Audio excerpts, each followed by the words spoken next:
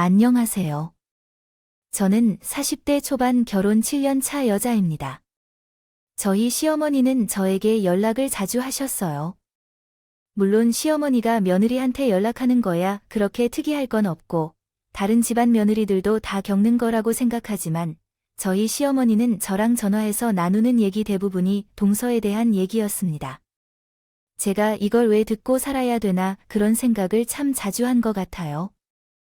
근데 시어머니뿐만 아니라 저희 남편 입에서도 동기가 나오기 시작하면서 정말 제 삶에 큰 문제가 있다는 것을 느꼈고 결국 최근의 시댁에서 일어난 일로 저는 그간 7년간의 결혼 생활이 정리할 수밖에 없었습니다. 저는 평범한 중소기업을 다가사하고 저희를 차리는 큰 도전을 하게 됐어요. 초반엔 당연히 새로운 도전을 하자니 덜컥 겁이 나긴 했지만 더 늦기 전에 도전해보고 싶었고 남편을 설득해서 제가 모은 돈으로 조그맣게 가게를 차렸습니다. 근데 가게 운영이 저의 천적이었던 건지 회사 다닐 때보다 2배는 더 벌고 있고요. 남편과 결혼하고는 사실 얼마 안 돼서 데려가지고 연어 둘 가지게 됐습니다. 처음에는 육아휴직을 하려고 하니까 중소기업에서 자꾸 눈치 주고 그래서 점차 저희 가게를 해야겠다 생각해서 시작했는데 회사 다닐 때보다 성과가 좋으니 제 가게에 대한 부심도 높았죠. 제 남편은 중경을 다니고 있고 진송로 눈이 맞아서 결혼까지 하게 됐습니다. 저보다 살이나 연상이지만 나이에 비해 외모도 준수하고 같은 끼미 좋아서 사귀게 됐거든요. 저는 자수성가의 한편이었고 남편의 집도 썩 형편이 좋은 건 아니었습니다. 그래서 오히려 결혼하는 과정에 대한 간섭이나 서로 차이난다고 서운해하거나 그런 건 문제되지 않을 것 같았죠. 남해는 아들만 둘입니다. 남편이 장남이고 서방님도 결혼을 했고요. 저희 남편도 공부를 못하진 않지만 님도 공부를 열심히 했더라고요. 근데 서방님은 남편과 달리 계속 취직을 못해서 카페에서 아르바이트만 했는데 꽤 잘생긴 편이라 병원 건물 내 카페 알바하다가 의사를 꼬셔서 결혼에 성공했습니다. 하지만 동서는 집안에 돈도 많고 의사니까 당연히 동선의 부모님께서 서방과의 결혼을 했죠. 그래서 언니는을 성사시키기 위해서 없는 형편의 대출까지 받아서 신혼집을 무리하게 해줬습니다. 예전에 한 번 시어머니와 봄꽃을 보러 나간 적이 있었는데 거기서 생판 모르는 사람들 앞에서까지 동서 얘기를 하시더라고요. 우리 며느리가 세상의 의야. 우리 동네에서 제일 좋은 병원의 근무인데 정말 든든하다요. 그래요?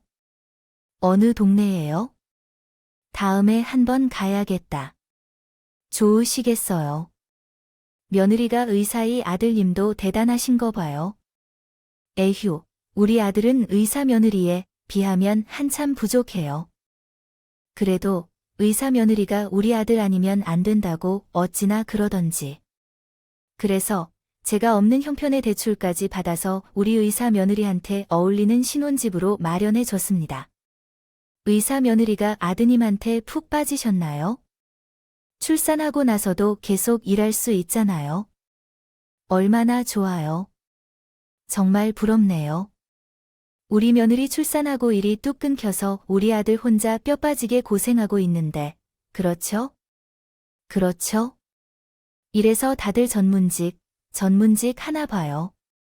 게다가 의사가 다른 문이랑 같나요? 사람을 살리는 엄청난 일 하는 거잖아요. 저는 우리 며느리만 보면 보기만 해도 배가 부르다니. 1시간이 넘는 시간 동안 동서의 자랑만 늘어놓는 어머니를 보고 정말 신기했습니다.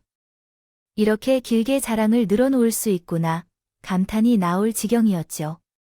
어떤 사람은 심지어 제가 그 동서인 줄 알고 저보고 대단하다고 칭찬을 하는데 기분이 썩 좋지요. 않았죠. 는 평범한 저와 의사 동사의 틈만 나면 비교하면서 동사만 엄청나게 자랑하고 다녔습니다. 하지만 저는 그런 비교질 신경 쓰고 살면 저만 피곤해지니까 시어머니가 그럴 때마다 무시해왔어요. 저는 저희 애들 먹여 살리기 위해서 중소기업에서 퇴사하고 아둥바둥 제 가게를 운영하는데 정신이 없었기 때문도 있었죠. 물론 가게 운영이 처음에는 저에게 어려웠지만 단골들이 늘고 점점 웨이팅이 생기자 이 일이 참 재밌고 적성이 맞았습니다. 운이 좋게도 제 가게는 소위 말하는 대박이 났고 가게를 확장하기 전할 정도가 되었어요. 제 가게가 생각보다 잘 되자 남편은 자기도 아예 퇴사하고 본격적으로 가게에 집중해 보고 싶다고 얘기를 슬쩍 꺼내더라고요. 하지만 시댁에서는 남편의 가게 하는 것을 반대했습니다.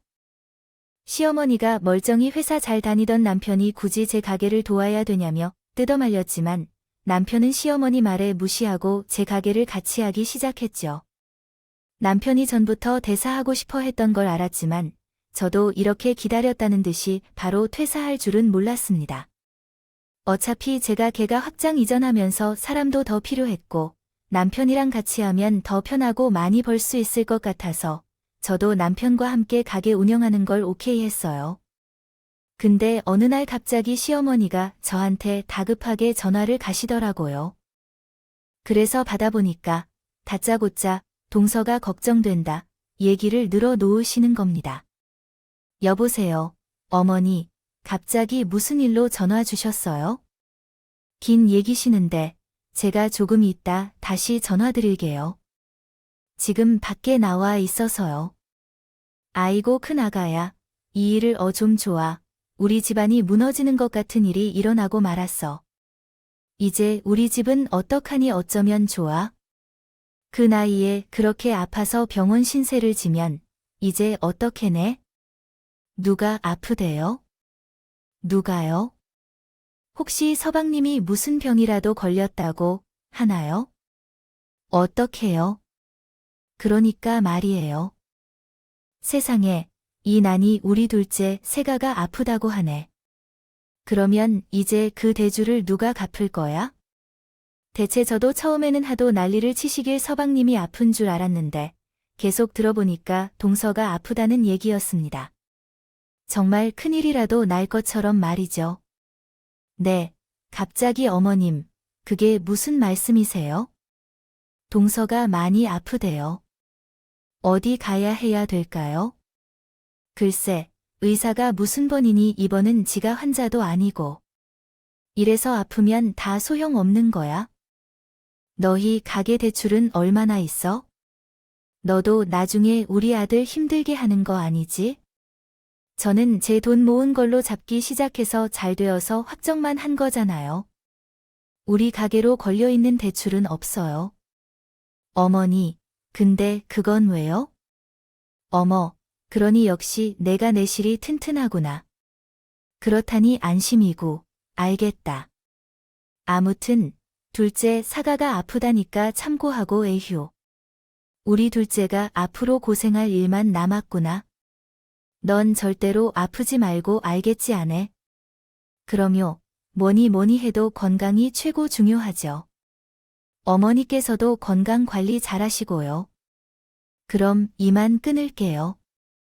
그래, 가게 일 열심히 하고 조만간 내가 들릴게요. 알겠습니다. 시어머니는 저한테 동서가 아프다는 얘기로 시작해서 제가 대출 없이 가게를 운영하고 있다는 것에 놀라며 저를 다시 보시는 것 같긴 하더라고요.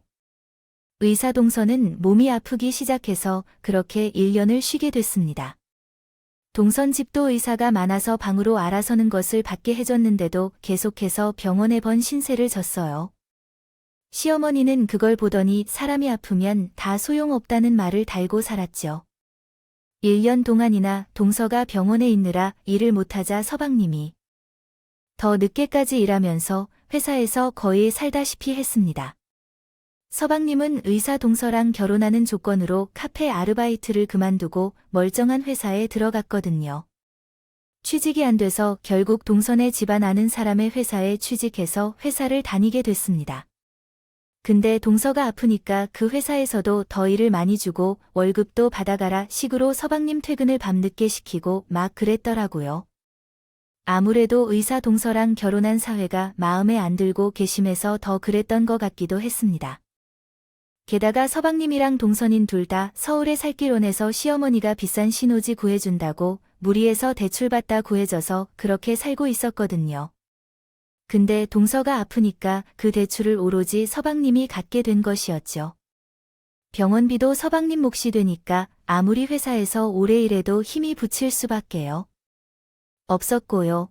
서방님도 의사인 동서도 사실 일한 지 얼마 안 된 상태였기 때문도 있었습니다. 그 일 때문인지 아프지 않고 늘 건강하게 저희 애들 잘 키우고 남편과 열심히 가게 운영하는 제가 정말 시어머니 눈에 다시 보였나 봅니다. 시어머니는 저에게 찾아와서는 생전 안 하던 호의까지 베풀기 시작했어요. 아유 큰새아가야, 오늘도 가게 운영하느라 고생이지. 앞으로는 내가 시간 날 때마다 애들 좀 봐줄까? 그럼 너도 편하고 우리 아들도 편할 거 아니야? 야, 내가 진작 도와줄걸. 그러지 못해서 미안하다 정말요. 저희야 어머니께서 애들 봐주시면 정말 너무 좋죠. 안 그래도 가게가 갈수록 바빠져서 사람을 하나 더 써야 되나 고민하고 있었거든요. 어머니께서 봐주시면 저랑 남편이랑 더 일할 수 있어서 좋을 것 같아요. 정말 감사합니다. 그래, 내가 애들 할미인데이 정도도 못 해주겠어. 난 너를 정말 다시 봤어. 큰새아가 너는 정말 대단하다. 그 여러 번 칭찬해도 모자르지만 며느리, 서 역시 다르긴 다르네. 내가 바로 우리 집 기둥이다. 기둥이 애들은 신경 쓰지 말고 가게 일에 집중해라. 감사합니다. 어머니께서 도와주신다고 하니 벌써부터 든든하네요. 어머님 말씀대로 가게 일에 더 집중해서 돈 많이 벌어볼게. 한 번도 애들을 봐주겠다고 하신 적이 없던 시어머니가 먼저 애들을 봐주겠다고 하질 않나. 주말에 우리 집에 와서 집 청소를 도와주시지 않나. 당황스러운 일들의 연속이었습니다. 처음에는 너무 당황했지만 어쨌든 시어머니가 마음을 바꾸고 저한테 그런 호를 베푸시는 게 참 고맙게 느껴지더라고요. 물론 그렇다고 해서 그렇게 틈만 나면 의를 마르도록 닳도록 자랑하던 시어머니가 의사 동서에게 하는 것만큼은 아니었을 텐데 그걸 제가 왜 몰랐을까요? 이제 와서 생각해보면 너무 보이는 대로만 믿었던 게 바로 제 패착이었다. 같습니다. 제가 먼저 요구한 건 아니지만 시어머니가 가끔씩 저희 애들도 봐주시고 주말에 집안 청소도 조금씩 도와주시기 시작하더니 저에게 이것저것 시키기 시작하시더라고요. 어느 날은 시어머니가 과일을 사왔다면서 저와 남편을 부르셨습니다.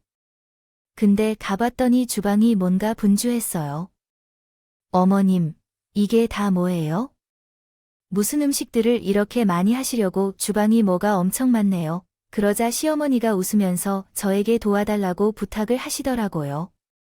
혼자 하기에는 역시 양이 정말 많구나. 오늘은 우리 며느리가 좀 도와줘야겠어. 그렇지, 어머니? 갑자기 무슨 일인데 그러시는 거예요? 저희 평소 음식 해먹는 양보다 훨씬 많고 재료도 좀 애들이 좋아하는 건 별로 없네요. 뭐 때문에 그러시는 거예요?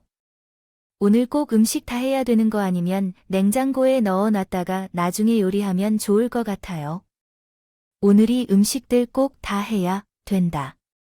제사 음식이거든요. 그니까 빨리 와서 좀 도와라. 얼른 멀뚱멀뚱 보고만 있을 거야. 시댁 집안에는 제사가 없는데 갑자기 제사 음식 소리를 하시니까 저는 정말 황당했습니다. 그래서 무슨 제사인 물을 수밖에 없었죠? 갑자기 무슨 제사야? 집안에 큰일이 생겨서 제사 지낼 일이 있었으면 제가 미리 알았을 텐데. 제가 모르는 제사가 있었나요? 우리 둘째 새아가, 내가 제사가 있잖아. 둘째 새아가 아파서 쉬고 있는데 우리가 제사 음식이라도 도와줘야 될 것 같아서 내가 준비했다. 온 김에 음식 좀 하고 내일부터 주말이니까 내일도 좀 와서 도와줬으면 좋겠어. 너는 맏며느리고 튼튼하니까 충분히 할 수 있지 않겠어? 내 동생의 제사 음식을 왜 제가 하죠? 당신도 알고 있었어. 제가 노려보며 남편에게 수했다. 남편은 이미 다 알고 있는 표정으로 아무 말도 안 하더라고요. 마치 먹은 벙어리 마냥 그러고 있는 게 거기서 저는 더 화가 났습니다. 동서가 아프다고 전문적이 뭐건 다 소용없다고 할 때 언제고 동서가 슬슬 몸을 복하고 있으니까 저한테 이렇게 바로 해지면서 동을 시키는 꼴이 너무 어이가 없고 분노가 치밀어 오르더라고요. 그래서 제가 시어머니에게 못한다고 단칼에 거절했습니다. 그리고 남편에게 따지기 시작했죠. 어머님, 전 안 해요. 아니, 못합니다.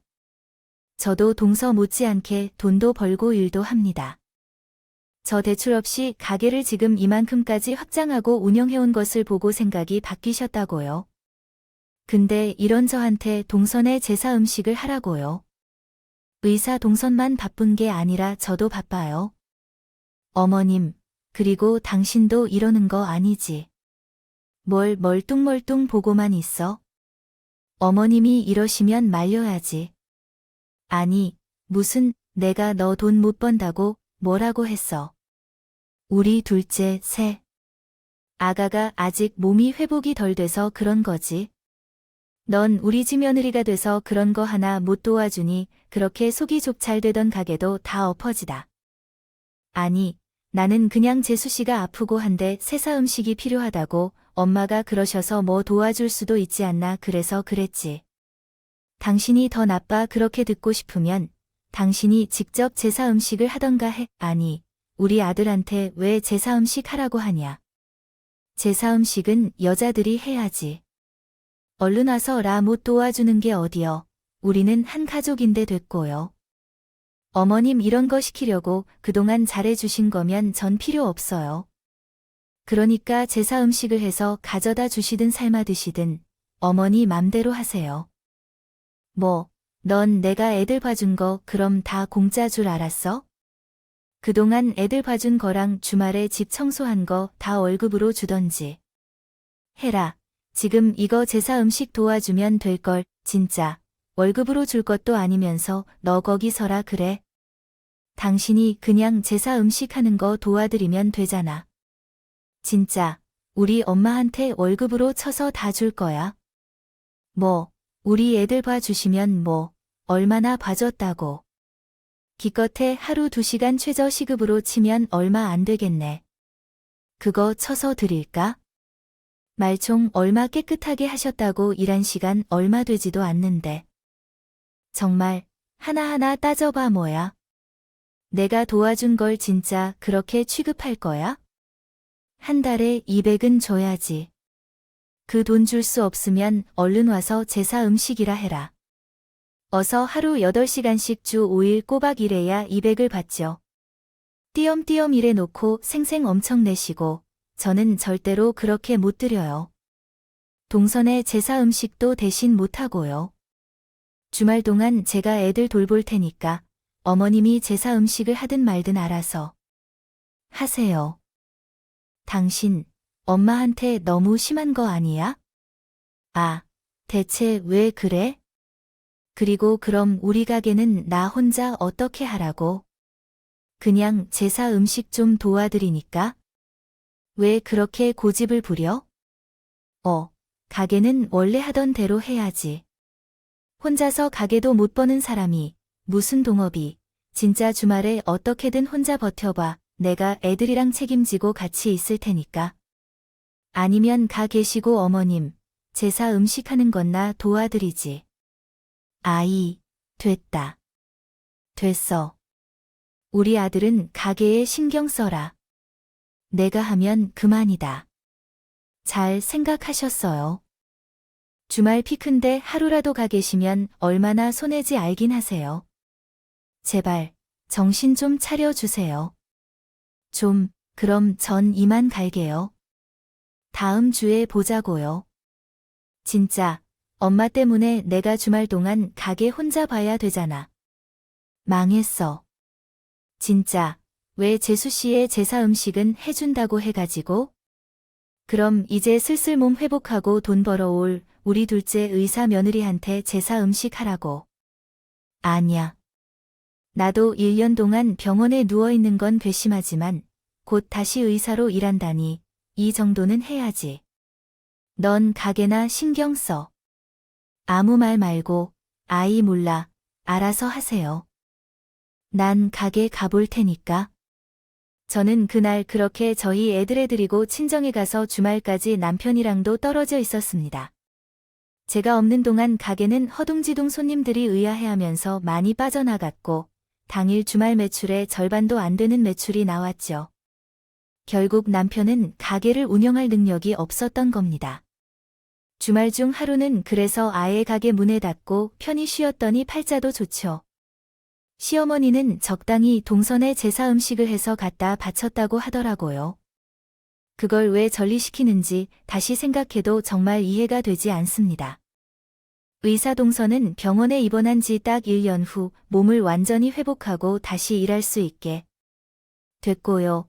의사로 일을 다시 시작하니까 서방님도 다시 안정적으로 적당히 일할 수 있게 됐죠.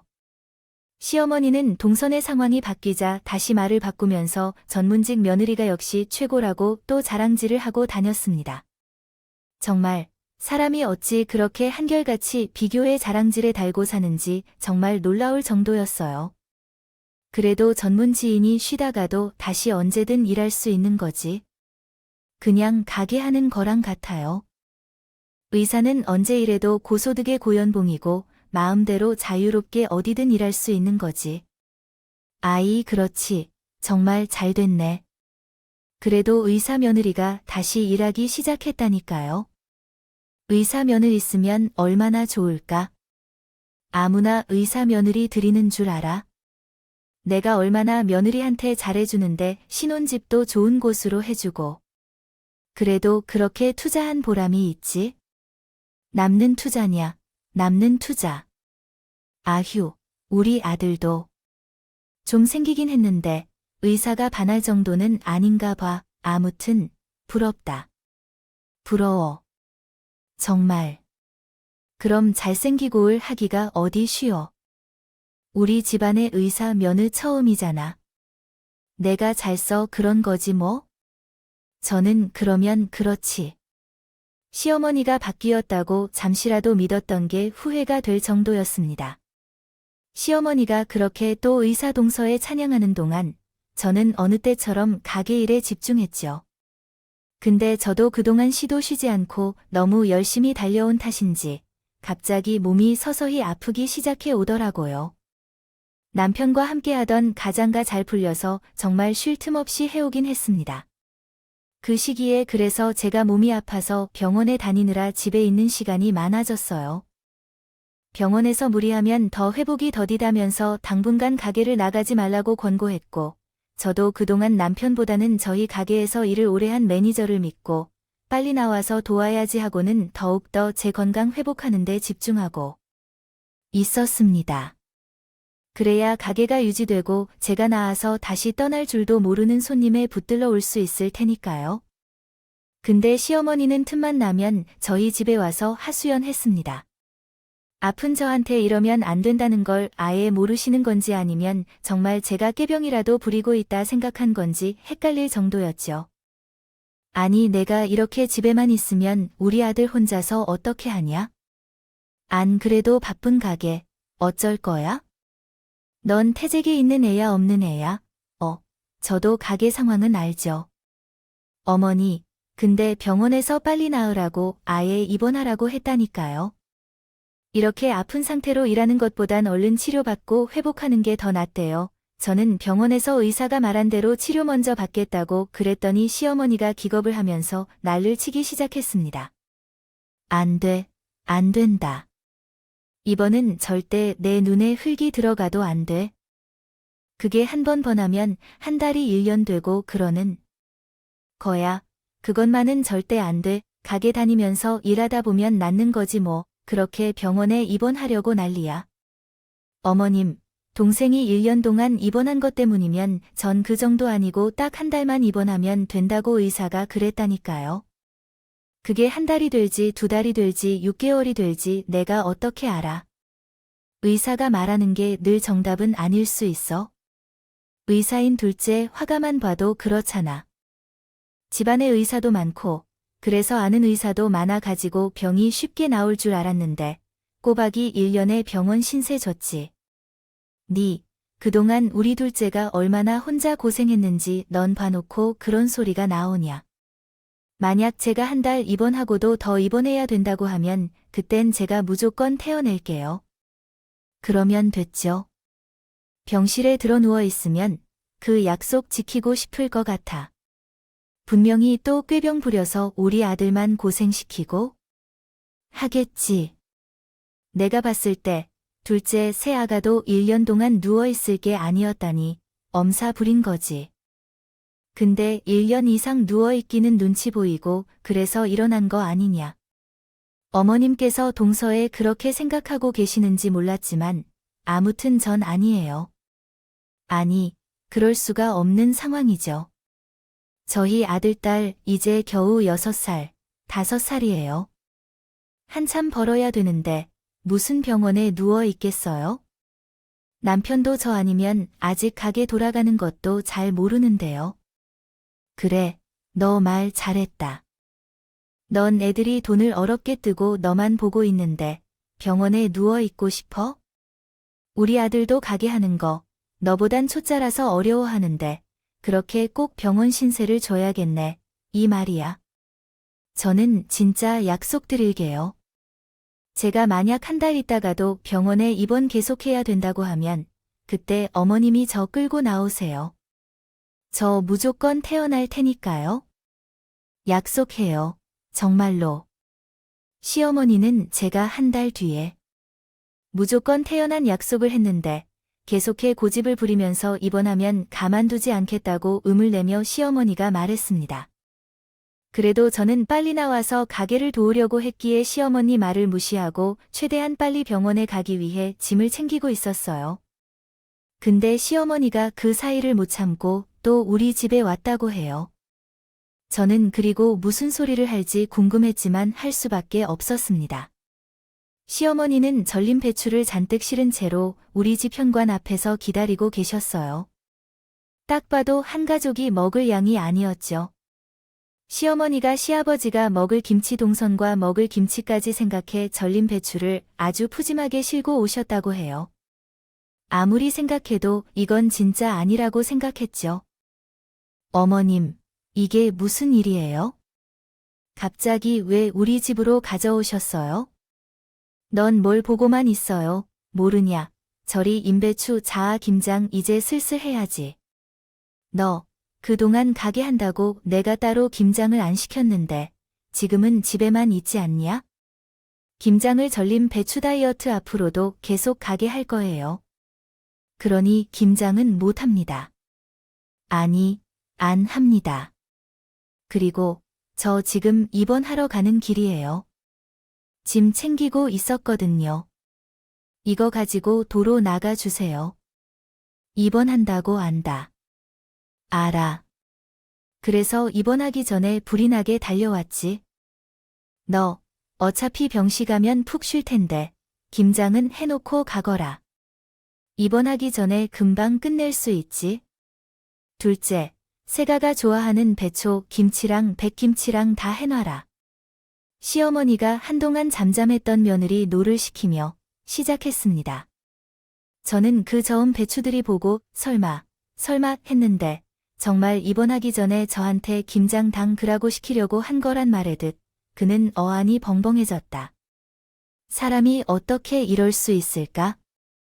정말 연구 대상이다. 이 생각까지 같아요. 정말 아파서 어하는 며느리한테 김장하고 이렇게 절린 배추 들고 오신 거예요? 세상에 이런 시어머니가 대체 어딨어요? 네, 너 솔직히 말해라.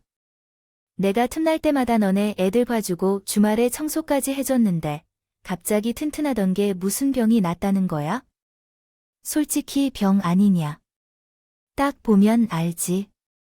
까지 하는 시어머니 보고는 뚝뚝정이 떨어져 나갔습니다. 제가 오늘 입원이라고 못한다고 하니까 김장하는데 하루도 안 걸린다면서 이거 다 해놓고 내일 2번까지 하라고 하더라고요. 저는 그 순간 꼭지가 돌아서 도저히 안 되겠다고 생각하고 시어머니와 이 집안을 영원히 끝내줘야겠다고 결심을 했습니다. 그리고 일단은 시어머니를 내보내고 생각하기로 했죠. 일단 절림 배추 두고 나가세요. 나가야 뭘 하든 하죠. 번을 하든 김장을 하든 너 김장 안 하고 원하기만 해라. 내가 가만히 있나 알겠다. 내가 지금 나갈 테니까 김장 얼른 시작해라. 시어머니는 제가 김장하고 입원할 거라 생각했는지 저렇게 말하고 순순히 나가 주더라고요. 당장 저는 손도 안 댔고 곧바로 남편한테 전화를 걸었습니다. 전화에서 시어머니가 저한테 저 이름 만행에 대해 샅샅이 말해줄 생각이었죠. 근데 남편의 반응을 보니 시어머니랑 같이 보내버려야겠다는 생각이 들더라고요. 여보세요. 당신이 이 시간에 웬 전화를 다 했어? 입원한다고 짐 챙겨서 바로 간다며? 뭔 일이 있어? 어머님이 방금 우리 집에 찾아와서 나한테 글쎄, 김장하라 절린 배추를 이만큼 가져오셨네. 진짜 도저히 안 되겠다. 김장은 당신이 하든지 말든지 마음대로 해. 난 입원하러 갈 테니까. 집에 오면 절린 배추 때문에 놀랄까 봐 미리 말해주는 거야. 어머니는 정말 왜 그러시는 거야?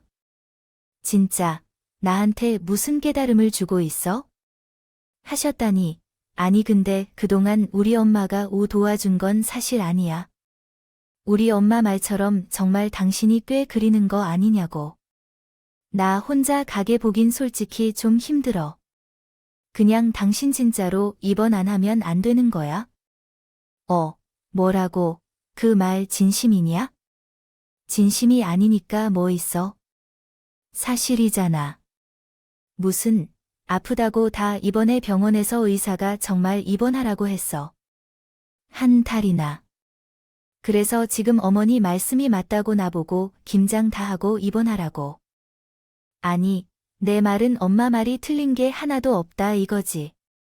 엄마도 당신이 깨병 부리는 게 보이니까 오죽하면 절린 배추 사와서 한 달 동안 쉬니까 김장이라 미리 다 해놓고 입원하라고 하시겠소. 그러니까 그러지 말고 그냥 입원 취소하자. 진짜 어쩌면 모자가 쌍으로 이렇게 똑같냐? 도저히 안 되겠다. 끝까지 남편은 시어머니 편에 들면서 저한테 꾀병 아니냐. 병원에요. 입원 안 하면 안 되겠냐. 길래 저는 남편한테 바로 이혼하자고 선언해 버렸습니다. 우리 애들은 어차피 제 능력으로 키워왔고 앞으로도 그러면 되니까요. 남편은 정말 쓸모없는 무한 남편인 남의 편이더라고요. 뭐하러 이런 남편을 계속 데리고 하겠습니까? 바로 벌어버려야죠. 까짓 거, 너 같은 건 이혼 당해도 싸다. 이혼하자. 너한테 내가 키운 가게 맡기는 것도 큰 호사. 당장 넌 일자리부터 알아봐라. 잘 알지도 못하면서 회사 퇴사하고 싶어서 공짜 사장 노릇하느라 좋았지. 편하고 애들이나 제대로 보라고 해도 말 안 듣고 가게에 붙어 있더니. 한다는 말인 뭐, 아니 뭐, 이혼 그게 무슨 소리야? 난 그냥 당신한테 입원하지 말라고 한 건데. 그게 어떻게 내가 이혼당할 일이야? 솔직히 우리 엄마가 뭐 못할 말한 것도 아니고 당신이 그 김장 다 할 것도 아니잖아. 당신이 무슨 재수씨처럼 의사도 아니고 좀 더울 수도요. 있지, 시어머니 모아서 이제 남편까지랑 비교라는 거 날 지경이더라고요. 거기서 정말 정리를 깔끔하게 해버렸죠. 남편이 자꾸 제가 이혼하잔 소리를 그냥 하는 소리처럼 받아들이더라도 세계 현실을 받아들이게 할 필요가 있었습니다. 내가 미쳤냐? 이혼할 집 김장을 왜 해줘? 게다가 끝까지 동생이 좋아하는 김치랑 배추김치 다 담그라고 하시던데 내가 대체 왜 묻냐? 그렇게 동서가 의사라서 부러우면 내가 어디 의사랑 만나 보시던가? 꼴뚜기 같이 생긴 게 되겠냐고. 서방님은 잘생기기라도 했지 뭐. 꼴뚜기 내가 엄마 닮고 동생이 아빠 닮은 걸 어쩌라고? 그리고 의사인 재수씨 대접해주는 게 뭐가 그렇게 안 이고워서 매번 길길이 날뛰는 건데 이용 같은 소리 말고 이제 그만하자. 뭔 개소리야? 난 너 같은 놈이랑 아무것도 안 역차유이니 나 찾지 말아내. 연락처도 차단할 거니까. 그렇게 알고 진짜 이혼이다. 끝이라고. 끝. 제가 연신 이혼하자며 시댁 집안일은 너네 일이니까 알아서 해라. 저랑은 아무 상관없다. 연락도 차단하겠다고 하니까 그제서야 좀 정신이 들었는지 이만은 하지 말자며 싹싹 빌고 달리고더라고요. 하지만 제 마음을 돌릴 수 없었죠. 아니, 제가 절대 돌리지 않죠. 미치지 않고서야 말이죠. 아이, 안 돼. 내가 잘못했어. 이혼을 하지 말자. 나 이제 이걸로 당신 없을 동안 잘 보고 있을게. 그러니까 그런 말 하지 마. 갑자기 무섭게. 왜 그래? 무서워. 이제야. 근데 어떻게 하냐? 난 마음 생각이 없어. 너네 엄마가 절임 배추 끌고 와서 말하는 꼬라지 보고 이혼 결심했다. 근데 내 놈이 말하는 꼬라지가 더 최악이야. 이혼하자. 더는 못 들어주겠다. 우리 엄마가 한 말이나 내가 한 말 중에 심기 불편한 거 있으면 내가 나 사과할게. 정말 미안해. 나 같이 가기만 하게 해줘. 제발. 나 회사 나와서 아무것도 없는 거 알잖아. 그래요. 그러니까 빈털털이라서 내가 우리 애들 다 키울 테니까 평생 볼 생각도 하지 마라. 넌 이제 진짜 끝이니까 얼른 가게에서 나가라. 우리 가게 내놓을 거니까. 뭐, 가게를 내놓는다고 그럴 필요까지 있을까? 내가 당신 태어날 때까지 정말 잘 운영하고 있을 거니까. 그러니까 화 풀고 얼른 입원부터 해. 내가 잘못했어. 됐고, 나 입원하기 전에 가게부터 팔아버릴 거니까 가. 그렇게 알고 너 당장 집으로 와. 내 짐 싸라. 안 그러면 다 버려버릴 거야. 아이, 잠깐만. 안 돼, 안 돼, 알겠어. 집으로 갈게. 집으로 와서 싹 다 가져가라. 집도 내놓을 거니까. 우리 애들이랑 난 내가 못 찾을 곳에 가서 잘 먹고 잘 살 테니까. 넌 혼자 백수로 계속 살 거라. 내가 잘했다니까. 그러네. 지금 집이지. 기다려. 내가 갈 테니까.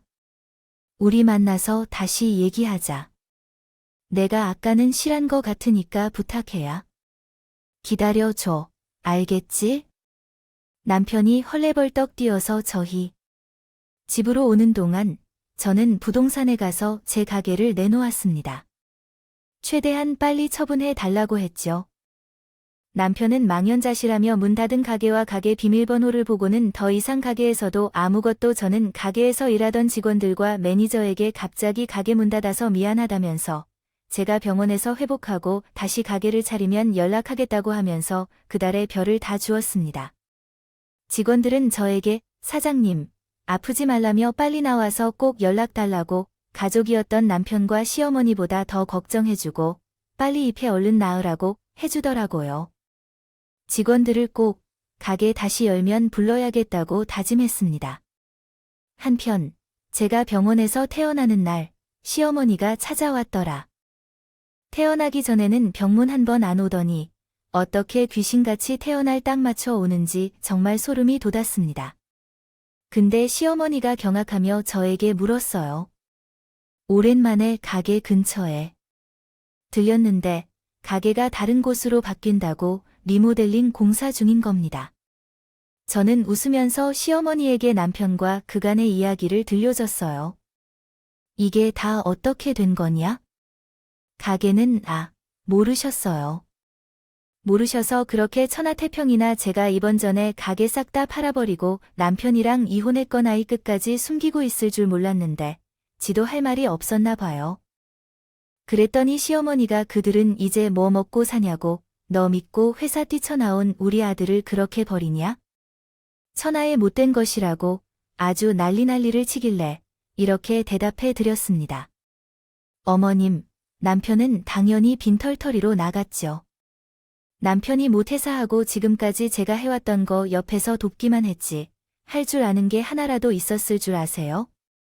다 제 능력이었다 그요. 아시겠어요? 제 말을 듣고는 부들부들거리는 시어머니한테 제가 얼굴을 똑바로 쳐다보며 웃으며 이렇게 약 올려줬습니다. 그러니까 누가 그렇게 시자짓 하실래요? 제가 한 달 입원하고 나서 다시 가게 할 동안만 잘 참았으면 남편이랑 이혼하지 않고 돈 잘 버는 가게 계속 같이 하면서 잘 살았을 텐데 그 복을 차버린 건 바로 어머님이 이제 저희 애들이랑 제 인생 살 좀 비키세요. 아니, 이걸 어떡하면 좋아요? 의사며느리 병수 발다하고 겨우 일하게 만들어 놨더니 이제 큰애가 이혼당하게 생겼네. 집안에 또 큰일이 일어났어. 두 눈으로 직접 보고 와셨다면서요? 네, 백 아드님이랑 이혼했고 가기는 팔아버렸습니다. 저희 집도 팔고 저는 다른 곳에서 애들하고 같이 살고 있어요. 정말 아무것도 모르셨나요? 시어머니는 그 얘기까지 듣자 자리에서 주저앉아 망연자실하고 있더라고요. 남편은 퇴수하고부터 제 가게에 같이 하면서 쭉 쉬어가지고 이직도 못하고 아직도 백수로 있다고 들었습니다. 저는 가게 팔고 남은 돈으로 당분간 쉬면서 우리 애들이랑 친정 부모님이랑 다 같이 해외 여행 다녀왔습니다. 오랜만에 바깥 공기 쓰고 하니까 정말 좋더라고요. 그동안 친정 부모님이랑 애들이랑 시간 보내는 걸 소홀하게 여겼는데 이젠 그러지 말아야겠습니다. 제가 이혼했다는 소식을 듣고는 예상하지 못했는데 의사 동사가 찾아와서 이렇게 말하더라고요. 형님, 이혼 정말 축하드려요. 저 1년 동안 아파서 병실에 누워있을 때 걱정은커녕 의사다 필요 없다고 그렇게 뭐라고 하시는 거 보고는 저도 정 다 떨어졌잖아. 옳은 택하신 거예요. 다시 한번 이혼 축하드려요. 그래, 고마워. 동생 시어머니가 또 그러면 참지 말고 바로 나처럼 이혼해버려. 솔직히 동생이 너무 아까운 결혼이긴 했잖아. 그랬더니 의사 동사도 웃으면서 안 그래도 벼르고 있다면서 사면서도 병원에 입원해서 누워있는 게 말이 되냐고 하던 서방님도 꼴보기 싫었다고 했습니다.